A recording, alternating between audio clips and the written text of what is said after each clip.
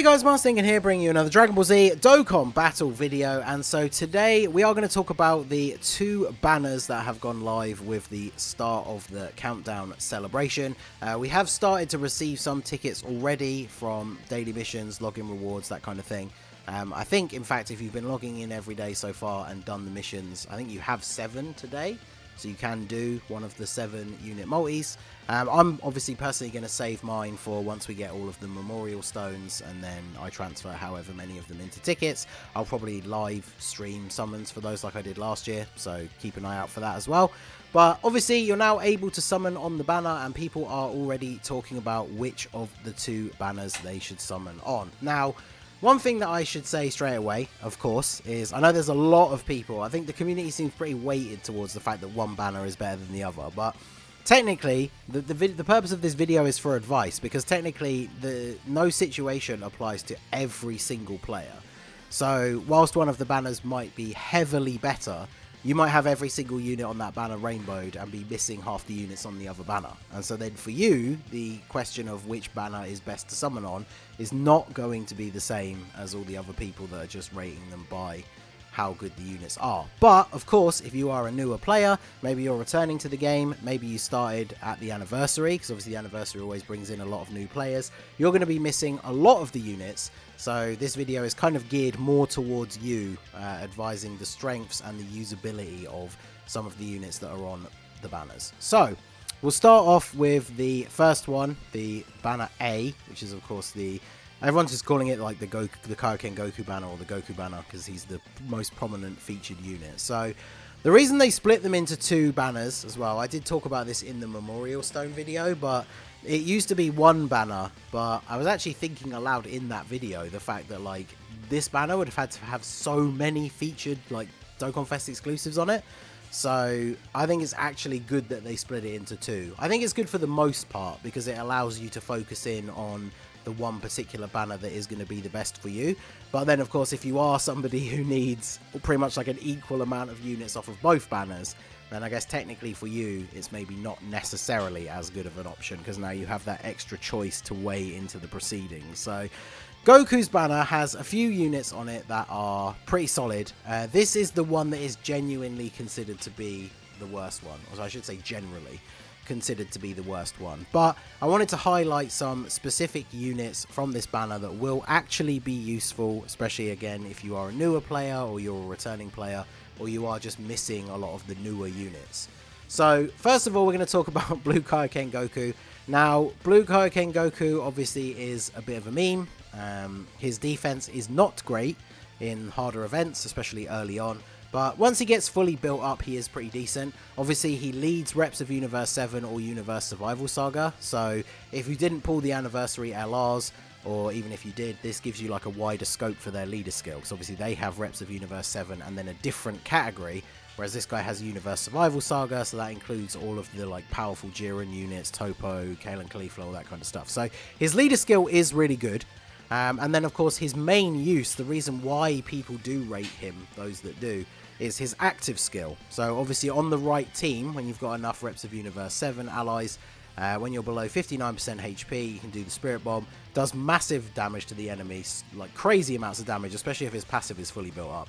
And then it also raises allies' attack by 30% for 1 turn. So if you don't win that turn, everybody's going to hit even harder. Or I say if you don't win from the Spirit Bomb.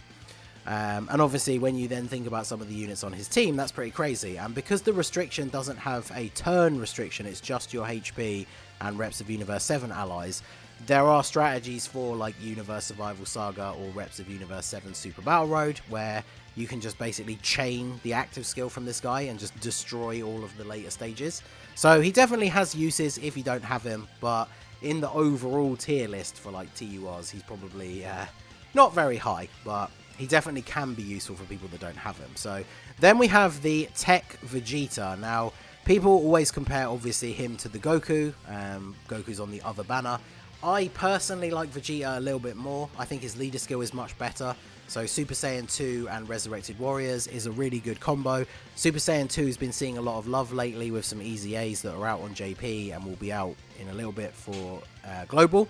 So his team has become very, very powerful, and I do really like him as a unit in general. You do have to bear in mind that he changes from Super to Extreme when he transforms into Majin Vegeta. So if you are newer and he's a unit that you don't have, it means if you take him into, say, like Super Tech, Extreme Super Battle Road, which you can do, if he transforms, if you're obviously running a leader that only gives their leader skill to Super Tech, he will no longer be getting that leader skill bonus. So he'll have no key other than his links, and his stats will be incredibly low. But realistically, that's the only place where that has any kind of effect, because in any other category stages or teams where you're building them around, you know, just him being on the team and having someone to link with, it doesn't actually really matter that he changes from Super to Extreme, outside of a couple of support units. Like, for example, on the Super Saiyan 2 category, there's a Super Saiyan 2 Great Saiyaman. He only supports super class allies, so after this Vegeta transforms, he wouldn't be getting that support. But I think he's really good. I don't want to talk about him for too much longer, but I think he's a really solid unit, so if you don't have him, he's definitely a good reason to be summoning on that banner. He has been on some recent banners, but obviously that doesn't mean that you would have pulled him. And then we have another controversial, I mean, all of these units are, you know, I'm having to kind of almost like make excuses for them, and that's why this banner is considered the worst out of the two. But I think these are good reasons that I'm giving why they're still worth having. So Kefla leads Universe 6 and Rapid Growth. I think she's currently the only Dokkan Fest like main Rapid Growth leader. I don't think there's a summonable LR that has it either. So obviously for Global, that will be getting a Super Battle Road stage soon. So if you don't have the proper leader, then obviously you've got to build around that. And she is pretty decent. The reason people don't like her is because she's inconsistent. You have to pick up 6 key orbs to be able to get the 50% chance to dodge, and then her stats aren't all that great on turn 1 when she's in base form, so if you don't get those dodges, she can take a bit of damage, but she infinitely stacks attack. She transforms on turn 3 into the Super Saiyan Kefla, and basically just gets a bump up in her stats. She still needs the 6 orbs to dodge, but then on the next turn she becomes Super Saiyan 2, and then the 50% chance to dodge is built in, and the 6 orbs now give you a guaranteed additional super attack. So in longer form events, you know, you get to Super Saiyan 2 fairly quickly. She infinitely stacks attack. She can build up to doing some pretty crazy damage, and then she always has that dodge chance. So I think once she gets to Super Saiyan 2, she's definitely a solid unit. I think people mostly just underrate her because obviously in shorter events you've got to go through the first couple of turns in the base form, which isn't as good. But I think she is still a solid unit. And she has an active skill that you can use if there's a Pure Saiyan or Universe Survival Saga enemy, which does cover a lot of the game, which changes physical orbs to STR and gives her attacks effective against all types. So again, in a long form event, if you get to an AGL stage, that's a perfect time to use her active skill if you can. And she can do some big damage. So I do think she is solid. And then there's the other unit that gets memed on, of course, the Tech Exchange Boo. So he suffers from a similar sort of thing where he's not as good in the early turns, so a lot of people just don't like him. Funnily enough, he's the only Dokkan Fest exclusive that I don't have because I didn't go that crazy on his banner. So obviously I already had the LR Bootanks, so I didn't need a Martian Power leader. But Martian Power and Artificial Life Forms is a very solid leader skill. And obviously once he does manage to transform to Super Boo, he is actually really good. It's just the fact you're only going to see that in the longer form events. And he came out at the same time as the Int Gotenks, and they are similar, but the Int Gotenks is just so much better. Like, I really rate the Int Gotenks as a unit. So those are 4 units that are pretty solid on this banner. Obviously, Beerus, we could have talked about him as well. I think after the anniversary, he's kind of been replaced as not only not the best Realm of Gods leader to use, but he probably doesn't even really fit onto that team all that well anymore. But he is a very solid unit. Future Gohan is obviously really good as well. Piccolo, you know, it's hard to find friends and run his category, but he is a very solid unit. He can see super attacks as part of his passive without any sort of restrictions. That's incredibly useful. And so many of these other units are going to be in line to get easy A's soon. So obviously UI Goku's got his, so that automatically jumps up his value on this banner. But once all the 120 leads are finished, which they are on JP, they're just not all out on Global, we're probably going to move into the era of getting like this Vegito's Easy A alongside the Rose. So they're potentially going to get a huge jump up in power.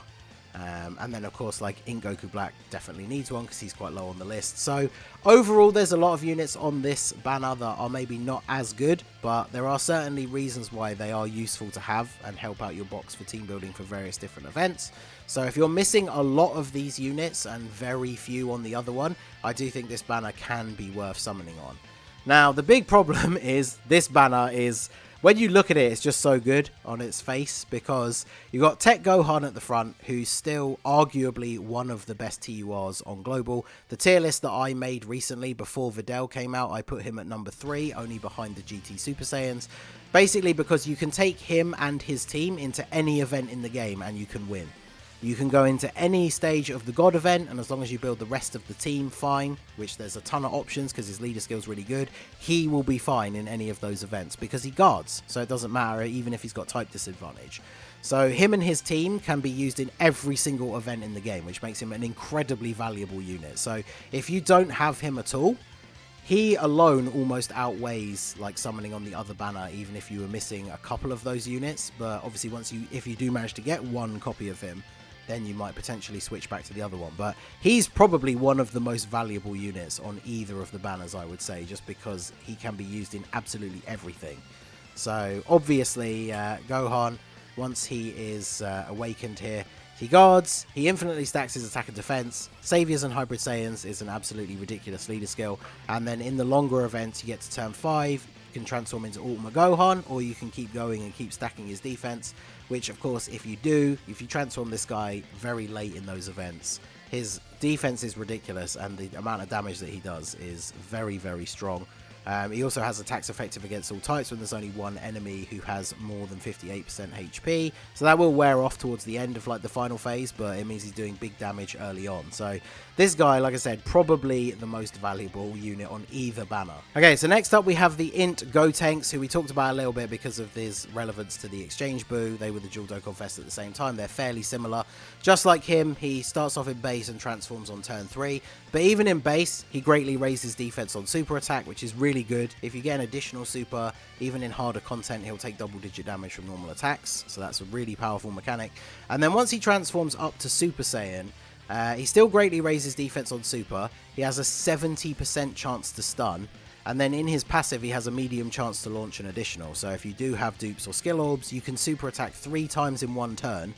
And then each of those super attacks has a 70% chance to stun. So I use this guy in every single category Super Battle Road stage that he could be used on, because he is that good. So then when you get in the longer form events, if you transform up to Super Saiyan 3, he then has greatly raises attack and defense for 3 turns. So this can stack multiple times within the same turn.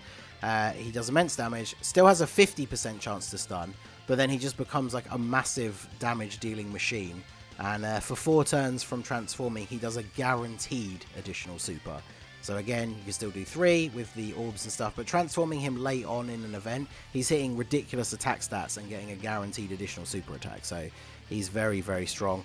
Then we have the Goku, who is the counterpart to the Vegeta. So I said about the Vegeta, I think his leader skill's better. Otherworld Warriors is a bit of a wonky category and it's quite small. Super Saiyan 3, again, is quite small and hasn't really had any buffs for quite some time.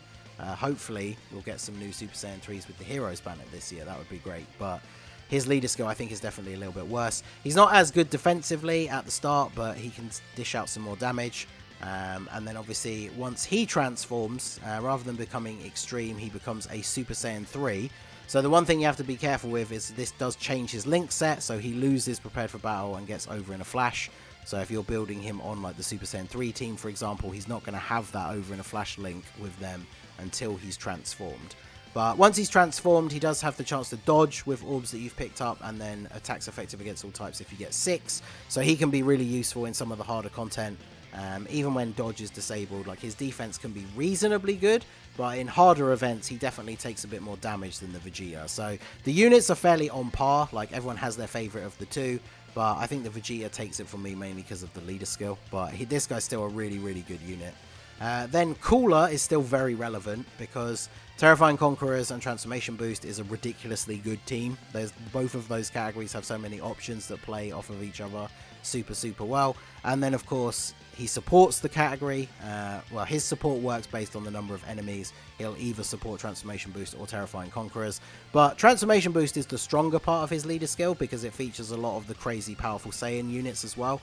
And he supports them when there's only one enemy, which is most of the difficult content outside of Super Battle Road. So he's really good. And then you can transform from turn 3 against Pure Saiyans or Hybrid Saiyans, which is a large majority of the game, and then he just becomes a damage dealing machine. His defense is really good. He gets additional super attacks.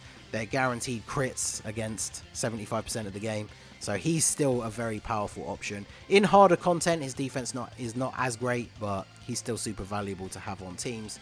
And then the last one I wanted to highlight was the STR Namek Goku, because I mentioned him in my video about units that could Easy A. I kind of see him as like the counterpart to UI Goku on the other banner, because UI Goku obviously does have his Easy A and is now a much more valuable unit, but this guy definitely could get an Easy A during this celebration, and so then that immediately puts up his value on this banner. So I mean, I think it's pretty clear, like, from going through the description of the units that are on these two banners so far, like, this first one that we talked about definitely is the worst one in terms of the number of units that will be good in multiple different contents. So these guys, like, you know, Gohan good everywhere, Gotenks good in a lot of different places, Cooler ridiculously good for team building, whereas on this team the units that are specifically good that I highlighted are really only good for one particular thing, like one team build, one stage of Super Battle Road. So obviously overall that gives them a lot less value. So I do think it is fairly clear to say that this banner is much better, but the whole point of me making this video was kind of to show you guys that there are some merits to summoning on this banner, especially if you are missing a lot of these units, because some of them are very useful for specific bits of content. Because, you know, as good as Tech Gohan is, you can't use him on Rapid Growth Super Battle Road. So that's an event where having Kefla would be much more useful than having Gohan, obviously. So there are definitely reasons to summon on it. I know most people will gravitate towards this one. One thing I should have mentioned earlier on, but it's not a huge point, both the banners do obviously have LRs in the unfeatured pool, but they have the exact same ones, so that doesn't matter. I think that's good. I think if they split the LRs as well, it would have made it so much more difficult to decide which one. So let me know which one you guys are going to summon on. I wouldn't be surprised if for most of you it is B. But it'd be interesting to see if any of you guys are keen to summon on banner A, so let me know down below. So that is going to be it for the video, guys. This has been the Masked Ningen. Smash that like button, subscribe to the channel if you are new. Check out the links down below for the Discord and the merch store, and I will see you all again soon. Have a good one.